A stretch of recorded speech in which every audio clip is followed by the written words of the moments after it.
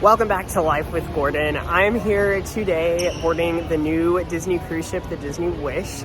I just got back like 2 weeks ago from the Dream, so I'm really excited to see the difference in level of ship. I've heard nothing but like amazing things about this. So much has been updated from the Dream and Fantasy, which are about 10 years old now. So it'll be a fun weekend. I'm looking forward to sharing all of it with you guys. We're headed on now. It was a really smooth process getting through security and getting our bags dropped off. Our boarding time is like 2 o'clock, and really, as you can see, there's like nobody here. Disney Wish, please welcome on board Adam and Marie. The first thing you notice when you walk on board is just the beauty of everything. It doesn't even feel like a ship. It really feels like a luxurious hotel lobby, I would say. And there's the stage where the characters come out. There's Belle up there greeting everybody. Just a totally unique and magical feeling. We just got on board and got these cool wands that they were giving out. The first thing that you notice, I feel, when getting on board, like the biggest difference between this and like the Dream and Fantasy, everything feels a lot more tight and cozy, which in a good way though. This is our stateroom here. This is the deluxe veranda family stateroom. You have a massive bed. Really pretty frozen painting above the bed. It's really cool. And then a big curtain. And this here pulls out into a bed, and then there's also the bed up there that they can pull down if you have more people in the room, or if you just want to sleep up high. Another cool frozen painting. And then obviously this veranda, which is really massive. In terms of verandas, it's really spacious.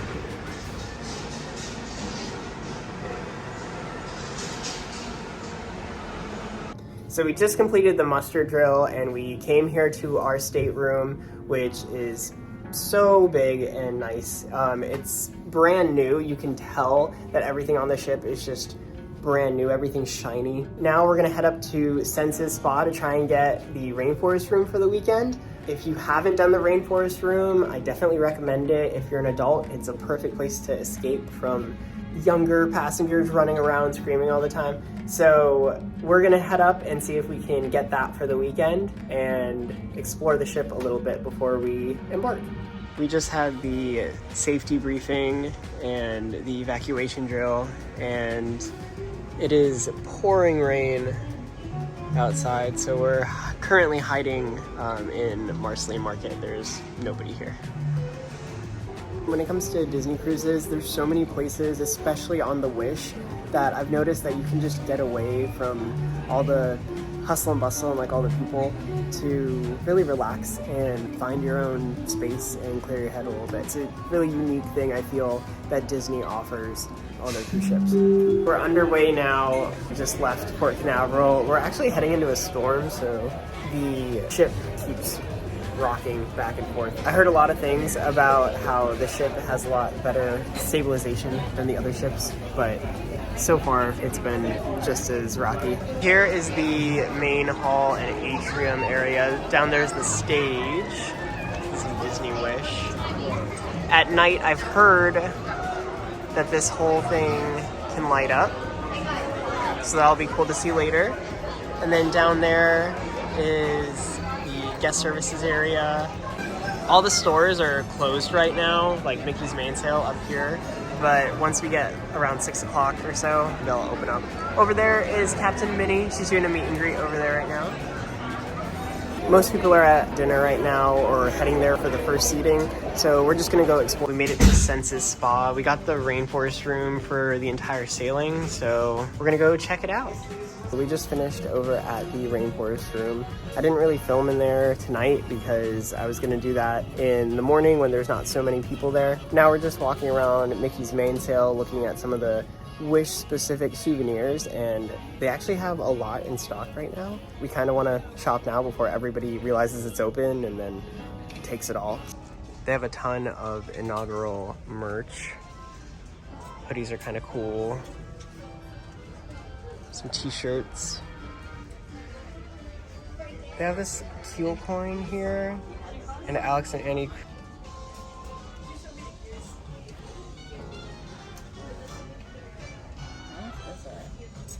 We came back to get ready for dinner to go to Worlds of Marvel. That's our assigned restaurant tonight. We're pretty excited about that, to see Ant-Man and the Wasp and all the other characters from Marvel. After that, we're probably gonna explore some more of the ship. Tomorrow morning, I'm probably gonna go try and show you guys the rainforest room before it gets crowded, before people go in there. I don't really wanna film people that are in the rainforest room trying to relax. Tomorrow's our day at Nassau, so I think a lot of people are gonna stay on the ship. We're gonna stay on the ship and just explore everything that we can. We saw the Aquamouse is open and running, and that looks like a lot of fun. The one thing I will say though, I heard a lot of people talk about how this ship was totally smooth compared to the other ships and didn't really feel that much movement. I will tell you, we're under a hurricane and we're to the west of another hurricane, so the waves are rough and you can definitely feel it. We were in the spa and trying to like balance our way from there back to our room, and it was an ordeal, but we made it. So it's not too bad. I mean, if you get easily motion sick, I definitely recommend taking some Dramamine or something before you get on, because even though this ship is definitely very smooth sailing, it still is affected by the waves and the weather. I'm gonna go ahead and get ready for dinner, and hopefully I'll get to show you guys some of the show down there. Unfortunately, I wasn't able to record that much of the show at dinner. This is the entrance going into Worlds of Marvel.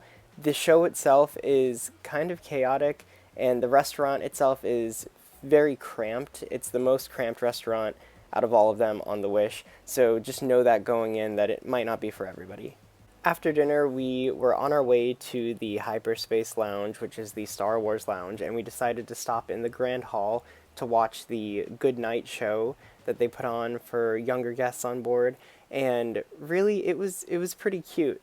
I mean, they have a few lights go around the Grand Hall, and there's a voiceover, everybody kind of makes a wish, and it is very true to the theming of the ship and the Disney magic. It does a really good job of keeping that Disney magic alive and keeping that Cinderella theme alive while on board. We're here in the Hyperspace Lounge. I got this drink called the Chancellor, which has Hennessy and Calvados Menorval, 1972. I probably butchered that, but it's delicious. And Marie's with me, and she got the golden one from the Moods of Endor. It has herbs and berries, Belvedere blackberry, and lemongrass with amaretto velvet. And both are really good. Also, the vibe in here is really cool. We jump to hyperspace every few minutes, and you can feel the whole ship move. There's like a line to get in because they're not doing reservations anymore, but it's definitely worth it. We only had to wait like 10-15 minutes tops, and we were seated. So I also wanted to show you the Kyber Crystal cocktail, which is $5,000. Maybe next time. And these windows that they have are really cool. Like, there's the Star Cruiser right outside the window. Oh, we're going to hyperspace. You get to see yourself go to hyperspace, and the entire room shakes. It was really cool. The drinks were really good, and they were pretty decently priced. I mean, when you're on the Wish, like, everything is like a very premium experience, so you're definitely paying for what you get, and it's really worth it, in my opinion. Now we're headed up to Luna, which is one of the nighttime entertainment lounges that they have here on board. What I've noticed on the Wish is that everything's open pretty late, whereas we were just on the Dream 2 weeks ago, and everything closed around 10. Everything on the Wish stays open until like midnight or 1 a.m. That's pretty cool if you're a night owl or if you like going out later at night. It's really neat to be able to go out and enjoy the evening more. Just checking out some of the really cool artwork that they have here in the atrium. All of it very Cinderella inspired. Every Disney cruise ship has a different theme and a different person or character that is the main character of the ship. And on the Wish, it's Cinderella, so you have in the atrium her bronze statue here, with the cat Lucifer right behind her. Right now for Halloween, you can see everything is decked out in like fall foliage, and there's jack-o'-lanterns on this tree. It's pretty cool. Also over here is 1923, which is our restaurant on the third night that we'll be dining at. Here's the menu. Looks pretty good. Right next to that are the concept art, or some of it, for the doors and some of the designs here on the ship.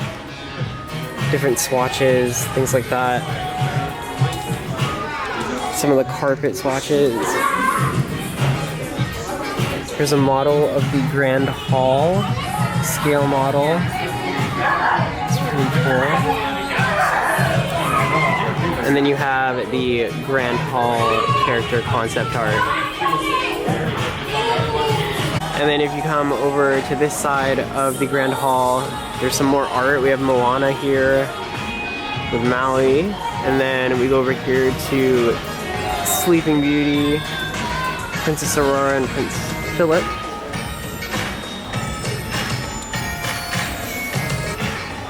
And this is the other side of 1923. Yeah, so 1923 is actually separated into two parts. You have the Walt Disney side, and then you have the Roy Disney side. So it really just depends on which side you're seated on. But right outside the Roy Disney side, there's some like Tangled concept art. And then you have over here like the wood ship model of the Wish. And then there's Rapunzel off the back of it. The bell and the keel coin. All in all, there's a ton to explore here in the Grand Hall. I really think it's worth just kind of walking around and seeing all the different exhibits and things like that. There's just so much to learn about the art behind the Wish, and there's so many things that went into creating this project that it's definitely worth taking the time to walk around and appreciate it all. Check out this mural, like mosaic, that they have here on, I think this is deck 4 that we're on now. Right here is guest services. It's a very different layout than the Dream and the Fantasy. Up there is where the characters come to wave and say hi and say goodnight to all the guests. And then there's this massive, amazing chandelier centerpiece.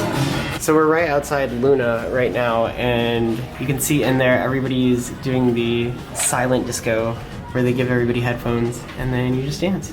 It's a lot of fun.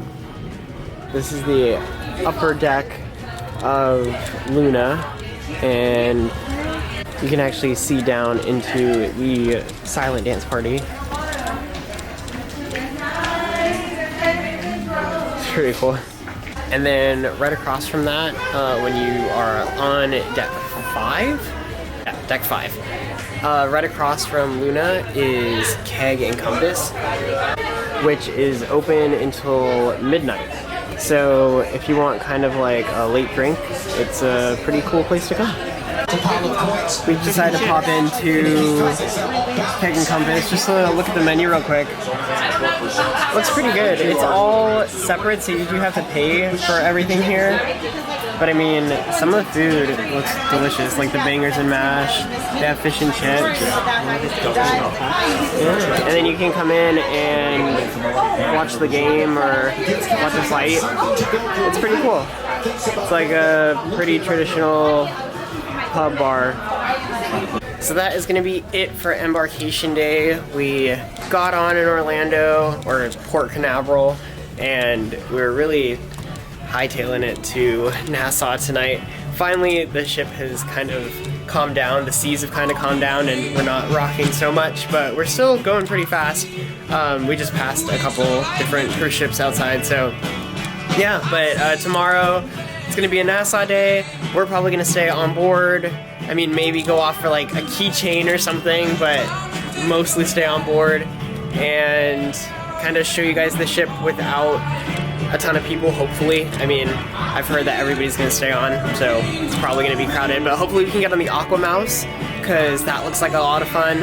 And then probably pop back into Mickey's Mainsail here on deck 5, and definitely pop into Senses and hang out there. Really quickly, I just wanted to show you guys the bathroom. It's pretty massive.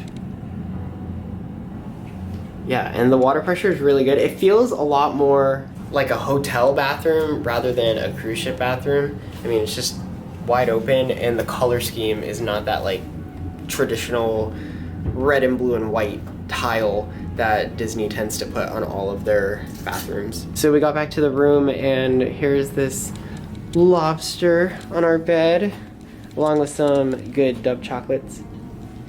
That's so cute.